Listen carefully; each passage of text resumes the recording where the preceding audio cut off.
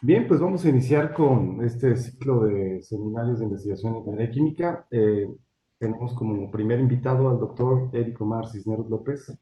Es ingeniero químico, maestro en ciencia de productos forestales y doctor en ciencias en procesos tecnológicos por la Universidad de Guadalajara. Además, realizó una estancia postdoctoral en la Universidad de Guelph, en Ontario, Canadá. Ha recibido distinciones tales como el Premio Estatal de la Juventud en el ámbito científico y también el Premio Estatal de Innovación, Ciencia y Tecnología que le otorgaron en distintos años el gobierno del estado de Jalisco y forma parte del Sistema Nacional de Investigadores. Ha publicado diversos artículos en revistas internacionales indexadas, e incluso varios artículos también en divulgación y participado en congresos nacionales e internacionales. Desde el 2019 participa como profesor investigador en el Departamento de Física de CUSEI, donde se incorporó a atender la prácticamente recién creada licenciatura en Ciencia de Materiales. Sus principales líneas de investigación son plásticos biodegradables y biocompositos, y también materiales sustentables. En esta ocasión nos presenta la conferencia se llama Materiales compuestos a partir de fuentes renovables y sostenibles, propiedades mecánicas, retos, innovaciones. Adelante, doctor Eric, bienvenido. Muchas gracias, doctor Pedro. Buenas tardes a todas y todos. Para mí es un honor estar aquí con ustedes y agradezco la invitación que me hicieron todos los y las profesoras de los posgrados en Ingeniería Química. Muy bien, como el doctor Pedro lo dice, en esta presentación vamos a hablar sobre materiales compuestos biodegradables que provienen de fuentes renovables y sostenibles. Bueno, vamos a ver primero les voy a mostrar el contenido de esta presentación. Vamos a comenzar con una breve introducción, el objetivo de lo que hacemos con estas investigaciones y vamos a abordar tres propuestas. La primera de ellas tiene que ver con el uso de residuos agroindustriales para mejorar el desempeño mecánico de los biomateriales, en particular estos plásticos biodegradables, para que puedan ser utilizados en aplicaciones de un solo uso, por ejemplo, en envases de alimentos. La propuesta número dos es, vamos a ver o a explorar la posibilidad de reutilizar estos materiales. Se escucha muy bien que estos bioplásticos, porque son biodegradables, puedan tener aplicaciones de un solo uso, pero ¿por qué no? Al haber una mayor proporción de estos materiales que se usan cada vez más, también habrá que explorar, perdón, algunas opciones para poder reutilizarlos y hacer todo más sustentable. Y finalmente vamos a explorar una tercera propuesta que se va a basar en la síntesis y la producción de un material que sea biodegradable en ambientes marinos, atendiendo toda esta gran problemática de los plásticos, contaminando en particular estos ecosistemas. Me voy a permitir hablarles de proyectos que estamos haciendo actualmente y algunos proyectos futuros y finalmente las conclusiones generales. Bien, a manera de introducción, pues es por todos conocido el grave problema ambiental que está suscitando no los plásticos como tal, sino la mala disposición que hace el ser humano y el abuso en su uso. Ante todo esto, pues estima que cerca de 8 millones de toneladas de plástico llegan a los mares u océanos cada año y el 70% termina en el fondo. ¿Qué quiere decir esto? Que bueno, toda la problemática que nosotros observamos como en la imagen inferior es tan solo el 30% del problema. El resto, la gran cantidad de materiales se encuentran en el fondo. Y no solo esto, sino que lo que no vemos es lo que es más peligroso. En particular los microplásticos y nanoplásticos, que son pequeños fragmentos de estos materiales, de estos desechos, que por su tamaño van a tener la capacidad de permear o migrar hacia las especies vivas, tanto animales que nosotros los humanos consumimos en nuestra dieta y por lo tanto los estamos incorporando de alguna manera en nuestra alimentación con efectos a la salud pues que aún no están bien documentados. Entonces es un problema gravísimo y como les comento no es dado por un material en particular, sino por la inadecuada disposición que el ser humano hace de este tipo de plásticos. Pero no solo los plásticos generan problemas. Vamos a hablar en general de la problemática de los desechos sólidos. Y en nuestra ciudad lo podemos apreciar. Lamentablemente, en muchos lugares a donde nosotros vamos, pues es posible apreciar basura por todos lados. Este es la misma causa o el mismo origen de la problemática de la contaminación de los plásticos. En general se estima que los residuos orgánicos, y en particular aquellos que son de origen vegetal, es decir, composición lignocelulósica, representan también un serio problema ambiental. Y para enfocarnos por la región en la que estamos, vamos a dar el ejemplo de las fibras de agave. Por ejemplo, tan solo en el año pasado, en el año 2020, se generó 500,000 de toneladas de bagazo de agave, desecho de la producción del tequila, que bueno, el tequila ha estado batiendo récords en exportaciones y en producción año con año, y también, por supuesto, la generación de residuos, y no solo fibra de agave, incluso otros residuos sólidos como las vinazas y algunos otros, o las hojas de las pencas del agave. Entonces, la basura en general es un problema muy grande y que nosotros, por supuesto, incluyendo los plásticos, tenemos que proponer algunas opciones para incrementar la sostenibilidad. Algunas opciones en particular que resuelven estas dos problemáticas, es decir, la de los desechos plásticos y la de los residuos lignocelulósicos o las fibras naturales, es la producción de materiales compuestos.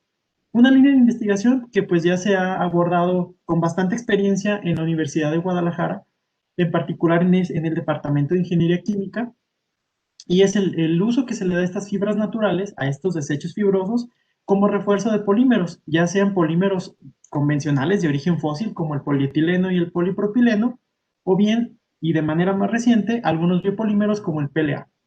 Este sistema resulta conveniente debido a que tiene la particularidad de reducir el costo de los materiales, debido a que, por ejemplo, las fibras son prácticamente un desecho, son basura de otro proceso industrial. Y bueno, estas fibras tienen además propiedades atractivas como pueden ser unas excelentes propiedades mecánicas de procesabilidad, como por ejemplo su baja abrasividad con los equipos de transformación del plástico, y así como ciertas ventajas ambientales, es decir, estamos utilizando recursos 100% renovables y cuando menos sustituyendo una proporción de un plástico. Así, podemos distinguir los dos componentes principales de los materiales compuestos, como son la matriz, que es el plástico, y los refuerzos. No podemos utilizar las mismas estrategias para toda clase de materiales. Y bueno, en particular en el cuerpo académico de procesamiento e ingeniería de polímeros, tenemos, entre otras líneas, tenemos bien definidas dos aplicaciones principales. En aquellas en la que los materiales tienen que ser durables, es decir, queremos un material que dure, que sea resistente a diversos ambientes, a, por ejemplo, la luz ultravioleta, la humedad, etcétera, y aplicaciones de un solo uso. En el primer caso, de aplicaciones durables, pueden entrar, por ejemplo, piezas automotrices y aquí se prefiere o se ha trabajado con el reciclado de polímeros.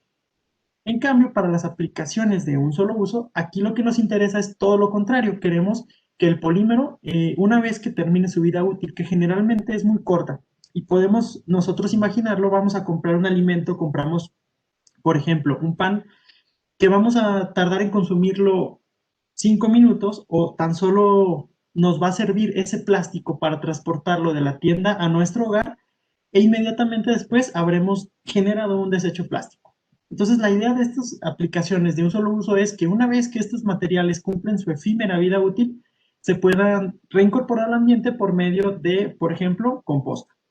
Y así podemos distinguir algunas aplicaciones como envases para alimentos, popotes, platos, películas, etcétera.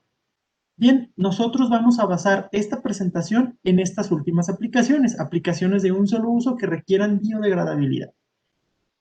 Pero si hablamos de biodegradabilidad, pues vamos a definirla. ¿Por qué? Pues porque actualmente en el mercado hay bastantes plásticos que se ostentan como biodegradables sin serlo en realidad o cuando menos sin estar sustentados en un estándar internacional válido. Para que un plástico se pueda considerar como biodegradable, debe de ser de los microorganismos, es decir, hongos, bacterias, algas, etcétera, deben de ser capaces de degradarlo, es decir, de utilizar este carbono que compone las cadenas del polímero para su metabolismo, para producir energía, CO2, agua y biomasa por medio de sus rutas metabólicas. Aquí, un material puede ser biodegradable, pero puede tardar cientos de años y seguir siendo biodegradable.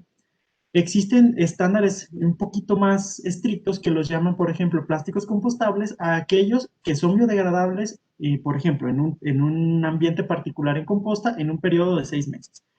Entonces, no hay que saber distinguir entre un plástico biodegradable y un plástico compostable. Un plástico biodegradable, entonces, es aquel que los microbios, algas, bacterias u hongos tienen la capacidad de utilizarlo en su metabolismo.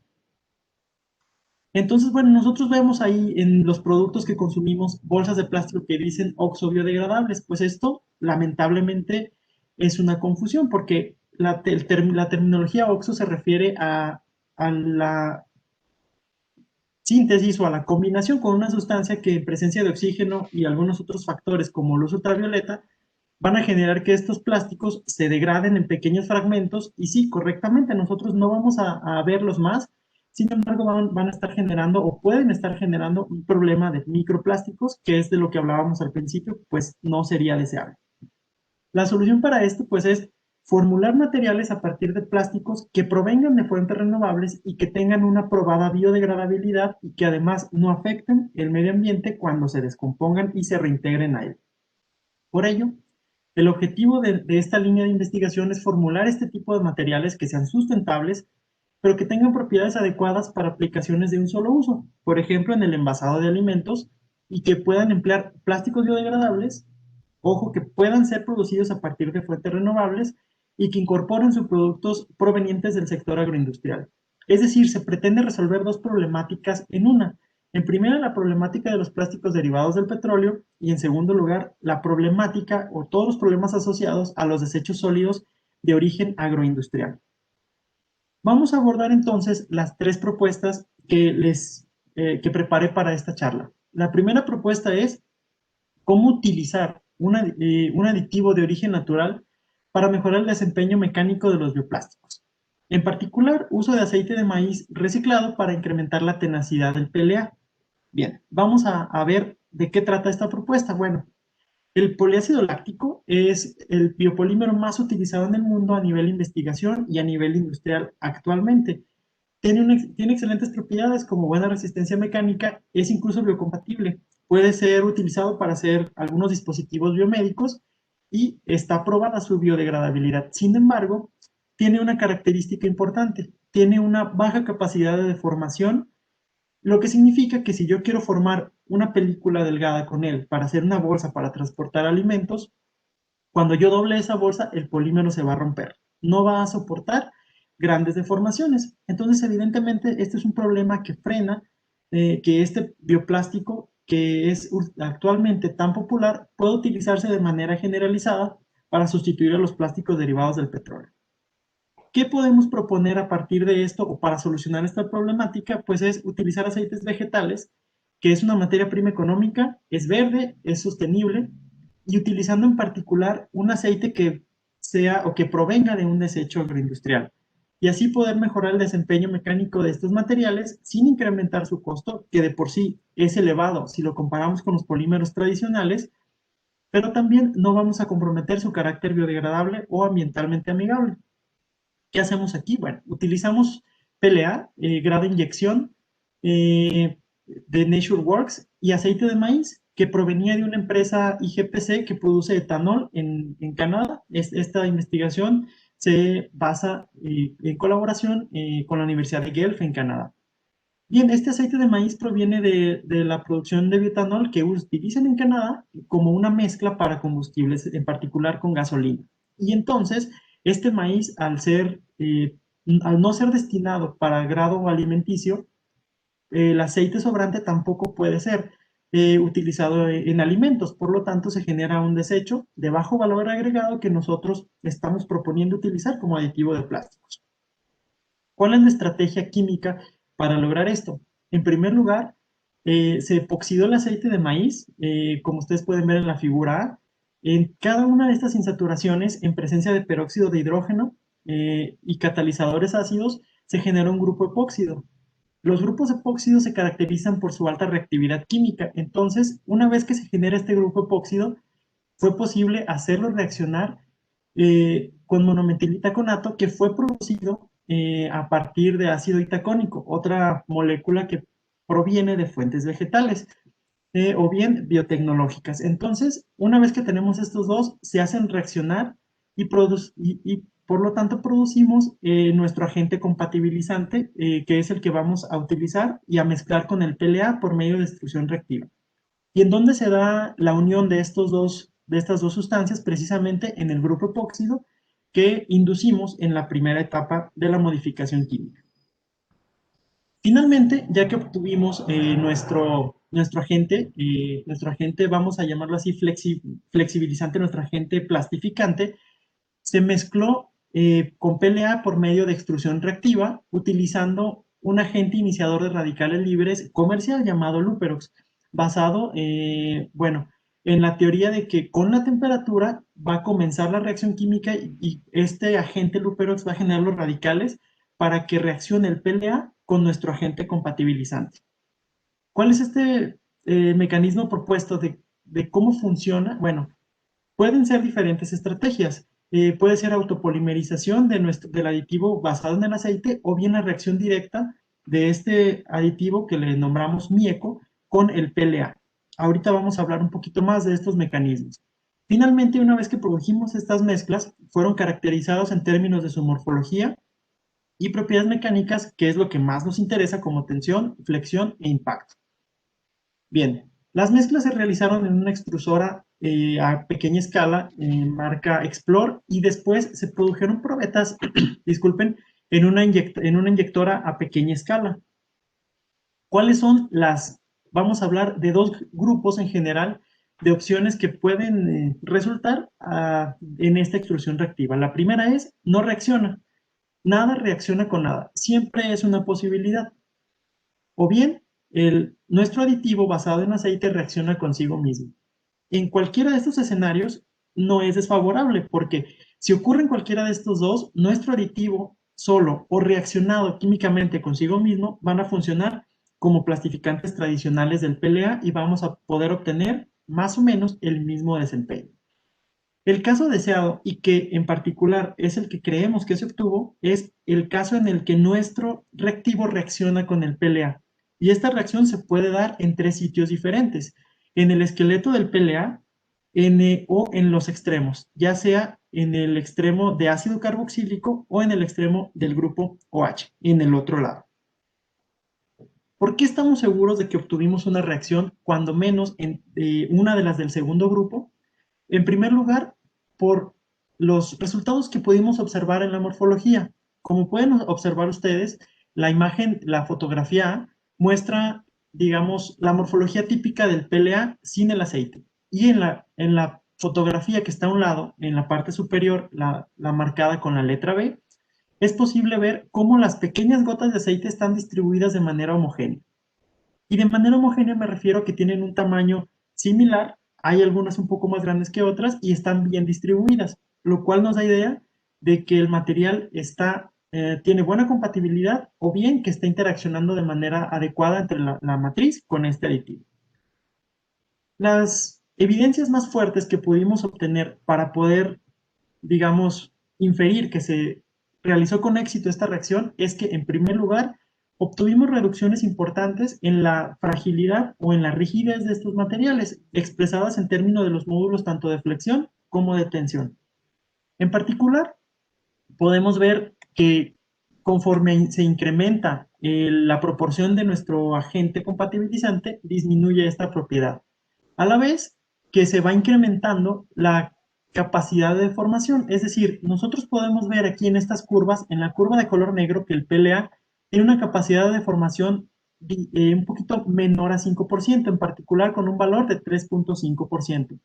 Y al nosotros ir incrementando la proporción del aceite, vemos que se lleva o que va creciendo en valores cercanos a 12, 42 o 55%, con el máximo del agente compatibilizante. Esto nos da una idea de que con solo añadir 15% de este agente basado en un aceite, es posible cambiar por completo las propiedades del PLA.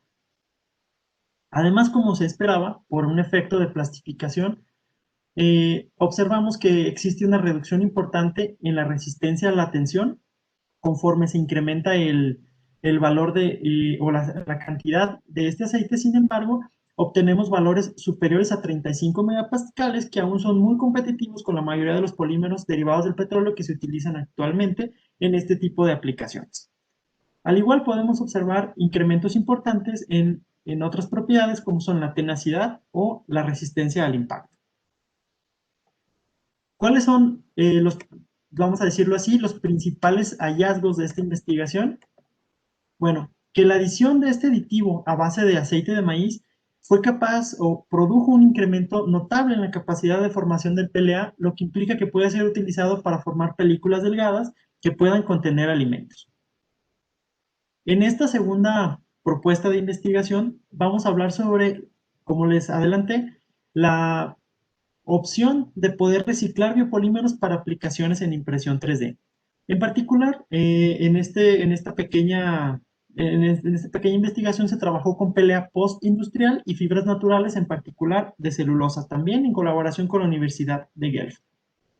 Bueno, como les comentaba, el PLA ha tenido un crecimiento extraordinario en los últimos años y es el polímero que más se utiliza tanto a nivel de investigación como a nivel industrial. Por ello, y como se plantea o se proyecta que el uso del PLA sigue incrementándose, es un hecho que también va a haber excedente de estos materiales. Por lo tanto, no queremos que todos estos materiales o sus desechos lleguen a un relleno sanitario o a una eh, industria de compostaje, sino que queremos incrementar de manera integral la sostenibilidad de la industria. Y en base a ello, podemos ir adelantando algunos planteamientos como que a pesar de todos los retos que supone, puede ser posible utilizar estos materiales reciclados para producir nuevos materiales que también sean biodegradables. Sin embargo, aquí hay un problema. Estos biopolímeros son susceptibles a degradarse, ya sea por altas temperaturas o por factores ambientales en la aplicación previa. Por lo tanto, está restringido significativamente la posibilidad de reciclarlos para obtener un nuevo producto.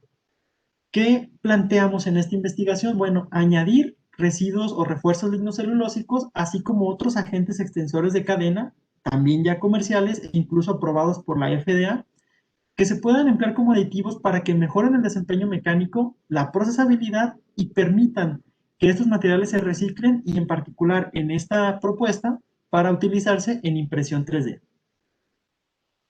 ¿Qué se utilizó o a partir de qué obtuvimos este material? Evidentemente sería muy arriesgado encontrar un material reciclado de esta naturaleza. Los biopolímeros generalmente se usan para contener alimentos. Es una de sus principales aplicaciones. Entonces, imaginen ustedes la gran variedad de contacto que estos biopolímeros hayan tenido durante su vida útil. Están mezclados con basura orgánica y sería un problema especialmente difícil de resolver en este momento el pensar en reciclarlos. Entonces, para esta investigación se partió de un PLA postindustrial, es decir, un PLA que no ha estado en contacto con el usuario final, sino que es el desecho de la cadena productiva, en particular de unos filtros de café que se comercializan en Canadá y en Estados Unidos que se llaman Purpot 100. Estos filtros se basan en una pequeña tapa, un aro que es el que sostiene el filtro y una pequeña malla de PLA que es la que sostiene el café, a través de la cual pasa el flujo de agua caliente y se realiza la extracción del café en las cafeteras de cápsula. Entonces, cuando se forma esta cápsula, nos quedamos con esta, vamos a decirlo, esta tela de malla, con el sobrante de los círculos de esta tela de malla. Entonces, se planteó reutilizar este material por medio de extrusión para producir estos pellets, que en particular les vamos a poner como pellets de PLA reciclados, vamos a nombrarlos así, aunque aclarando que es PLA postindustrial. Bien, nosotros estamos planteando agregar dos clases de aditivos. El primero, las fibras naturales, en particular microcelulosa cristalina. ¿Para qué? Para incrementar las propiedades mecánicas de los materiales compuestos. Y un agente extensor de cadena basado en acrílico que se llama Joncryl, también un producto comercial que nos va a ayudar a, digamos, a amortiguar la pérdida del peso molecular del PLA y durante la extrusión va a hacer que reaccione una cadena con otra y así vamos a decir que vamos a contrarrestar un poco la degradación térmica que sufriría este material postindustrial que ya ha sido procesado, vamos a decirlo así, en al menos 3 ocasiones. Cuando se produjo el PLA, cuando se produjo la malla y cuando se produjo el filtro. Así que este material ya presenta de por sí una degradación importante. Y el planteamiento es que con estos dos aditivos, estas inconvenientes se resuelvan. Bien, por extrusión se hicieron las mezclas de estos tres materiales y se obtuvieron filamentos que se probaron e imprimieron en 3D para estudiar las propiedades mecánicas y la factibilidad de estos materiales para producir un nuevo producto. Bien, se generaron dos mezclas, la que nombramos como PLA blanco, que era una mezcla 70% PLA virgen y 30% de este PLA postindustrial, y una mezcla que contenía 5% de celulosa, de microcelulosa cristalina o MCC.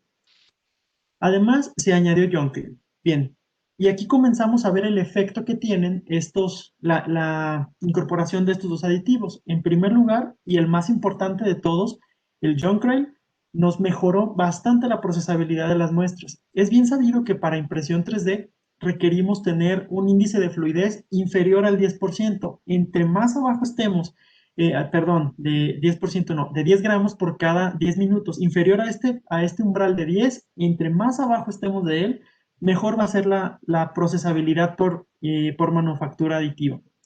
Entonces, si ustedes, como ustedes pueden ver, ambas, ya sea el polímero que contenía el PLA postindustrial y el material compuesto de microcelulosa cristalina tenían valores cercanos a 10, ya sea 10 o 6.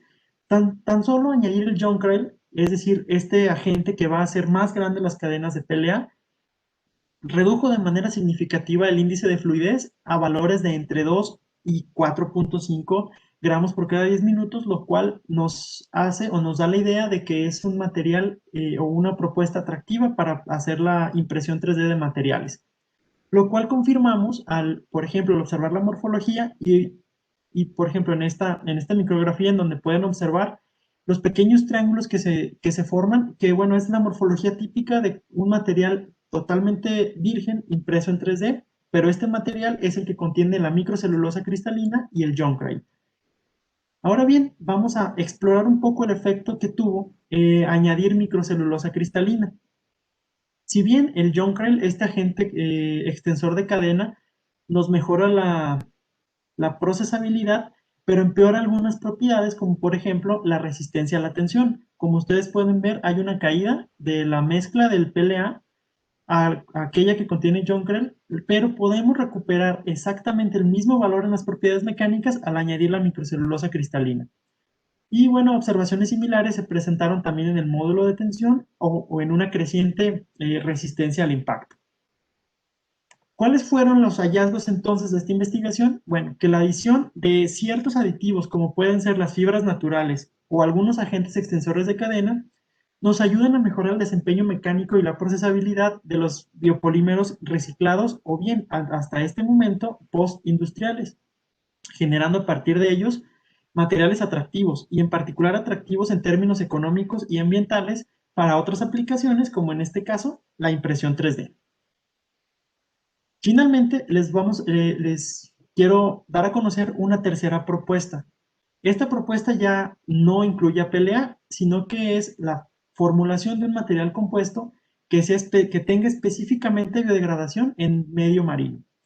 Como comencé esta charla, les comentaba que cerca de 8 millones de toneladas de plásticos llegan a los océanos. Entonces, bueno, esta investigación se trata de proponer un material que, por supuesto, no estamos pretendiendo que se tire al océano, sino que en el caso de que llegue, no dañe estos ecosistemas y por lo tanto sea, digamos, una posible solución al problema.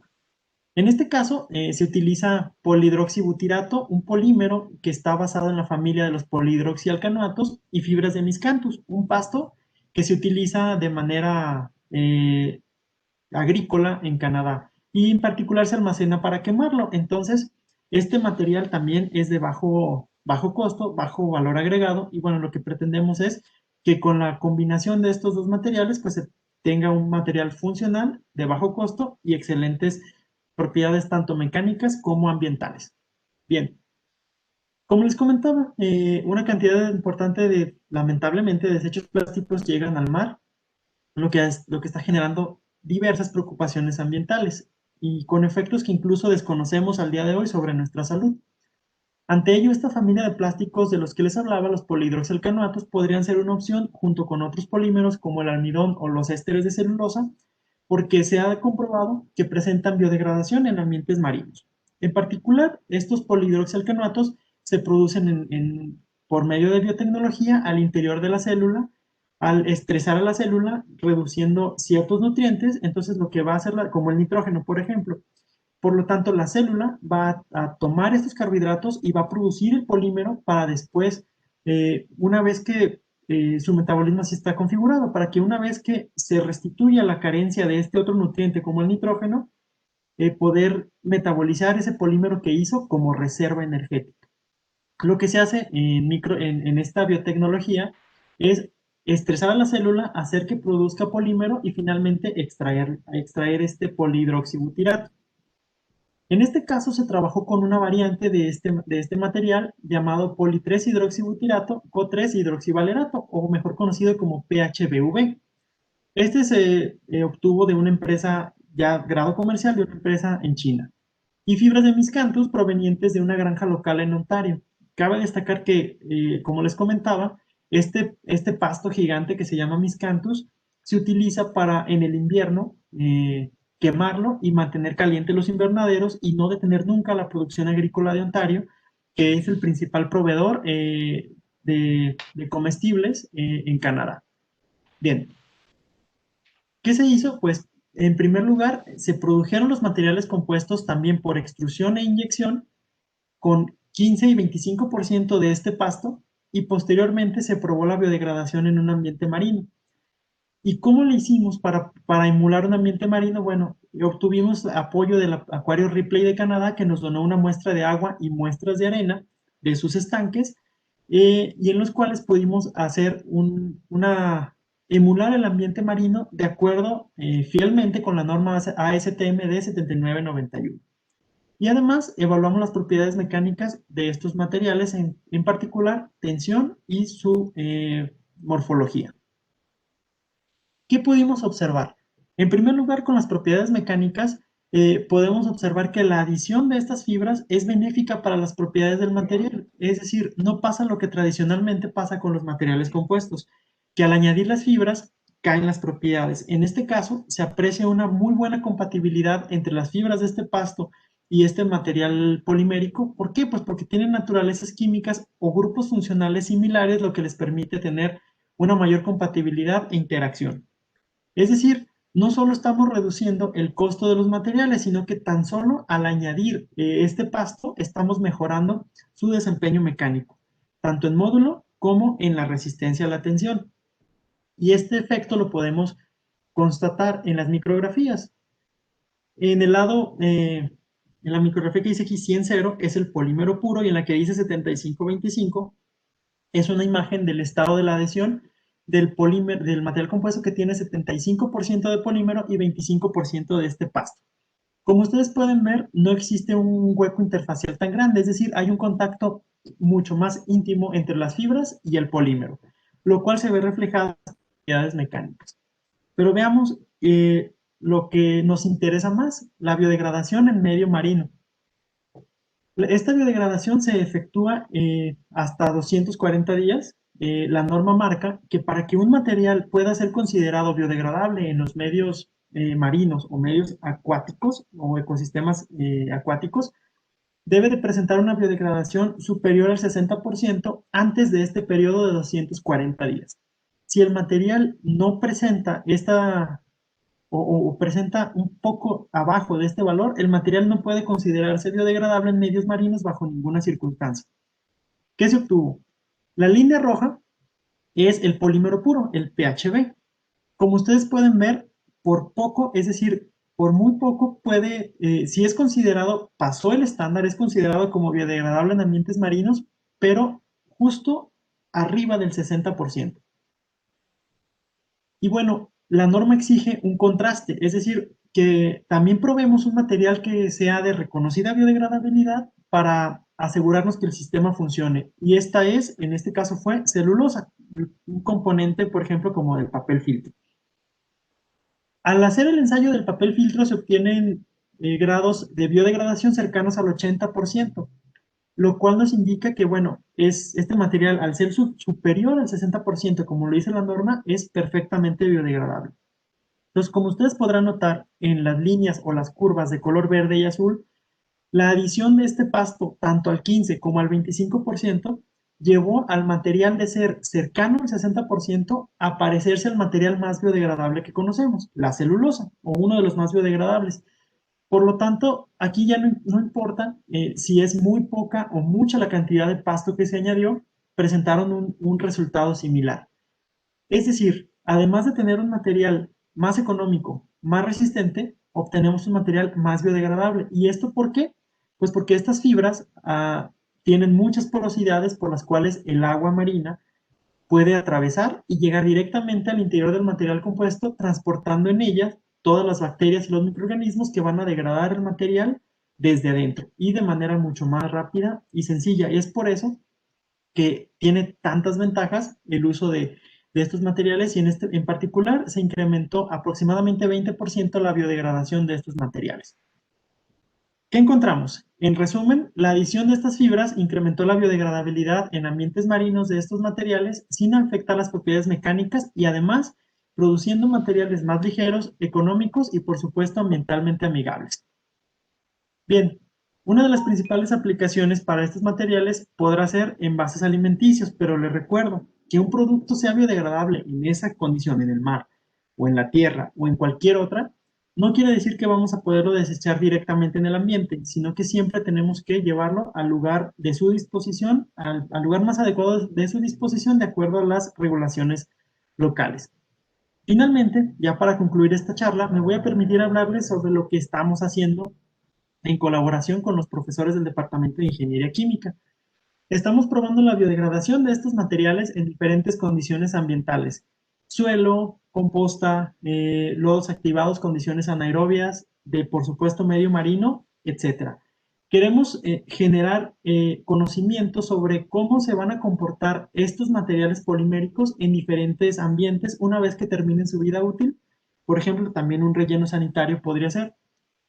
Vamos a evaluar o queremos evaluar las propiedades de barrera, es decir, las propiedades para que estos materiales puedan ser utilizados de manera adecuada para transportar y conservar alimentos, así como su estabilidad térmica, su desempeño mecánico, la vida de anaquel, etcétera. Es decir, todas aquellas propiedades que ya vayan relacionadas directamente con la funcionalidad. ¿Y qué estamos haciendo? Pues tenemos algunas relaciones importantes con algunos socios industriales que nos han donado su materia, sus subproductos, que para nosotros son materias primas, como por ejemplo la cascarilla de café moca, bagazo de chile, de óleo, especias, bagazo de la producción de cerveza de Heineken México, bagazo de agave, por supuesto. Estamos intentando traer orujo de uva de la producción vinícola y algunos aceites, como ahora, en lugar de utilizar aceite de maíz, estamos intentando utilizar aceite de aguacate, de aquella producción de aguacates que no puede ser comercializada. Entonces, bueno, México es un país mega diverso y tenemos que aprovechar todos estos residuos para generar sustentabilidad en el área de los plásticos. Finalmente, las conclusiones generales de esta presentación es que el uso y la revalorización de residuos agroindustriales es una oportunidad única que nos va a permitir producir materiales plásticos que sean adecuados para ciertas aplicaciones, como aquellas aplicaciones de un solo uso, por ejemplo, envasado de alimentos, sin producir más emisiones de carbono, sin contaminar más y sin afectar ni la biodegradabilidad ni el costo de estos bioplásticos. Sin embargo, bueno, sabemos que aún el día de hoy no es posible hacer una sustitución completa de los plásticos derivados del petróleo debido a que, bueno, se tiene que hacer más trabajo para encontrar más opciones y sobre todo opciones más económicas que permitan ser rentables para poder llegar a este punto de reducción. Pero bueno, nosotros desde la universidad estamos haciendo nuestro esfuerzo para proponer estos materiales. Finalmente, pues es un hecho, necesitamos de todos. Se requieren mayores esfuerzos tanto de gobierno, universidades y la sociedad en general para que podamos resolver y cuando menos aminorar los problemas de contaminación causados por los plásticos. ¿Qué está en nuestras manos? Consumir o utilizar contenedores o bolsas reciclables y siempre, absolutamente siempre, depositar la basura o nuestros desechos en el lugar adecuado. De nuevo, aquí termino. Quiero agradecer a los profesores y a las profesoras de los posgrados en Ciencias y en Ingeniería Química por esta invitación. Ha sido un gusto estar con ustedes También quisiera agradecer al CONACYT, a mi cuerpo académico, el Grupo de Procesamiento e Ingeniería de Polímeros, así como a mi departamento, el Departamento de Física, y a la Universidad de Guelph, con la que he colaborado en estas investigaciones. Si tienen alguna pregunta, estaré muy contento de resolverla. Muchas gracias. Bien, muchas gracias, doctor Eric. Voy a darle lectura a las preguntas que están llegando a la sección de chat. También está abierta la posibilidad de la gente que está viendo en Facebook este streaming de que formulen algunas preguntas en la sección de comentarios. Inicio con la pregunta que propone Valeria Figueroa. Dice, probablemente lo mencionó cuando se nombró a y citaron la norma de biodegradación de ambientes marinos, pero la pregunta es, ¿dentro de esa norma o en las pruebas que se realizaron se contempló la posible formación de microplásticos?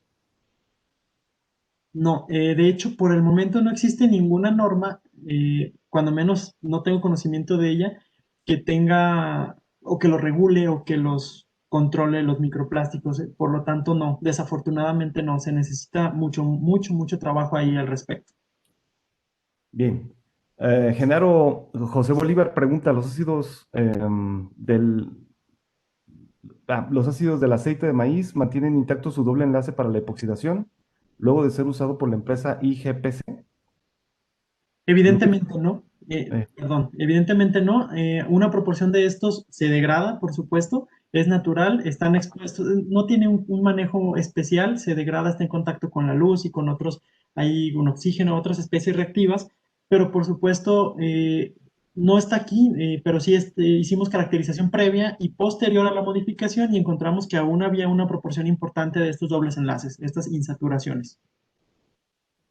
bueno, conectando un poquito con esa pregunta de Genaro, el aceite de aguacate, ¿qué propiedades presenta que sean adecuadas pues, para hacer ese tipo de estrategia? ¿No tiene dobles enlaces? ¿O es? Tiene, uno de los retos que hemos estado enfrentando es que tiene una menor cantidad de insaturaciones, por lo tanto se nos ha dificultado hacer esta síntesis de manera directa, tal como se hizo con este aceite de maíz. Sin embargo, pues estamos explorando otras rutas, pero sí definitivamente tiene menos insaturaciones, lo cual ha complicado el desarrollo. Y también, pues, normalmente esos dobles enlaces se encuentran dentro o a mitad de alguno de los tres bracitos que tienen triglicéridos, que se pone todavía más complicado hacerlo reaccionar, ¿no? A Así ver, es. Genaro también pregunta, ¿cuál monómero contribuye a elevar el peso molecular del PHB en comparación del PHB y el PHV? A ver, está el peso molecular del PHBV en comparación del PHB y el PHV. Bueno, no sabría decirte, generalmente estas modificaciones se hacen con algunas bacterias modificadas genéticamente o bien se procesa el material al exterior una vez extraído de la célula, de la bacteria, pero no sabría decirte sobre la síntesis particular de de las características de estos materiales. Bien, acá en Facebook están preguntando cómo saber cuáles de los productos, Sebastián Hernández pregunta cómo saber cuáles de los productos que ya están en el mercado sí cumplen los parámetros para considerarlos biodegradables. Desafortunadamente en México no tenemos ningún estándar, a menos que tenga el sello de que cumplió con la norma ASTM correspondiente, pero que en México no es obligatoria. Y bueno, ya tenemos la norma, pero todavía no es obligatoria. Hasta este momento todavía no tiene efectos obligatorios, pero todavía no, desafortunadamente no hay una normatividad clara en nuestro país, por lo tanto, yo puedo poner cualquier producto plástico, ponerle que es biodegradable y pues no tengo que demostrárselo a ninguna institución por el momento. Esperemos que eso cambie muy pronto, Bien, ahorita cualquiera puede decir que lo es, ¿no? De hecho, muchos lamentablemente. lo están presentando así. Lilia Burgos pregunta, pero el aguacate sí es de uso alimenticio, o sea, se refiere al fruto como tal, por ende incrementaría su costo como producto alimentario. Bueno, Lilia, es que Perdón, es a partir de la semilla, ¿no? Del huesito del aguacate, no es el, propiamente. es la semilla y también de todos aquellos aguacates que por su grado de madurez no se pueden comercializar. Es decir, en el momento de la cosecha, se encuentra toda la gama de madurez. Es decir, los más verdes son los que se van a exportación, medianamente maduros son los que se quedan casi generalmente en nuestro país y los más maduros que ya no se pueden comercializar ni en nuestro país ni exportarse son a partir de los cuales se extrae el aceite, además de los huesos, ¿no? De ambas. Ok, bien. Justo sobre esa pregunta que formuló Lilia, Gabriela López González Núñez nos pregunta si podrían utilizarse aceites caducos como alternativa para hacer ese tipo de modificación química. Sí se podría, nada más habría que evaluar otras rutas porque generalmente estos aceites caducos o usados ya no presentan las insaturaciones en donde nosotros hacemos esta reacción química. Entonces sí se puede, pero utilizando otras estrategias. Y además también la degradación térmica pues que tienen los aceites podría provocar que el triglicérido no sea precisamente todavía un triglicérido, sino que ya se despeguen las cadenas, ¿no? Y eso Correcto. también O sea, habría es. que caracterizar muy bien la materia prima y pues proponer una estrategia basada en eso. Oye, justo del PLA de postindustrial había el producto que estaban, eh, digamos que lo que se comercializaba era la cápsula de café, pero de PLA era la mallita, o Sí, sea, un se cal- entramado de pero fibras de pelea. se Sí, calienta y se modifica digamos que es bien sabido como que el PLA no es muy, térmicamente no es muy estable, ¿no? ¿Alguna vez usaste una de esas cápsulas? sí, y no modificaban el sabor del PLA y Pero no sé, resistía. no sé si hay chicharrón o algo por el estilo. Sí, el PLA pierde totalmente su forma, pero como esta cápsula era una malla, pues no tenía forma, es como una tela. Está compuesta por muchas fibras entramadas, entonces es bastante flexible, entonces no hay ahí problema. El agua pasa por este entramado fibroso, pero no hay problema de que mantenga o no mantenga la forma a altas Ah, temperaturas. es del interior entonces, de la cápsula. Correcto, así No es. está por fuera. Ah, sí, es que me imaginé y pensé que quedaba al final como una pasita, ¿no? Como si hace pasar el café por ahí y luego quedaba como una pasita, pero no, no es así. Efectivamente, es como papel, es un papel filtro hecho con PLA. Va, va, va. Muy bien. Bien, bueno, ya para finalizar la sesión del día de hoy, si no tienen algún otro comentario, me voy a permitir compartir eh, Dios mío, ¿qué está pasando? ¿Se puede hacer todavía una pregunta Sí. oralmente? No, doctor, adelante, doctor Carlos Sasso, por favor. Gracias. Eric, buenas tardes. Gracias por tu disertación. Y la pregunta concreta es, ¿no han intentado hacer reacción química, perdón, análisis químico de la propuesta uno con el aceite involucrado para la reacción? No Buenas del tardes. aceite en sí, sino ya del producto, para detectar el tipo de enlaces que se están generando y poder ver qué tipo de, llamémosle, copolímero está formando. Claro que sí, doctor. Buenas tardes, qué gusto saludarlo. Sí, estamos pensando hacer RMN a este agente ya terminado, por así decirlo, y lo que queremos es precisamente confirmar cuál de estos cuatro supuestos de que no reaccionó, que reaccionó consigo mismo o que reaccionó en uno de los tres sitios del PLA, cuál ocurrió o cuáles ocurrieron. Ok. ¿Todavía no lo empiezan o para cuándo lo van a hacer? Todavía no comenzamos eso. Todavía Está bien. no hay fecha. Y también la fibra por sí sola, la de la propuesta 3, no la metieron individualmente, solo metieron celulosa. En la propuesta 2 utilizamos microcelulosa No, en la cristalina. 3. En la En 3 la 3. la fibra completa, íntegra.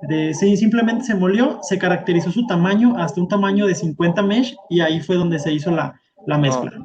me refiero a la biodegradación marina. Ah, ok, no, doctor, no se No se hizo. realizó, no se hizo. Así es. Gracias. Gracias, Pedro. No, Gracias, gracias a usted, doctor. doctor.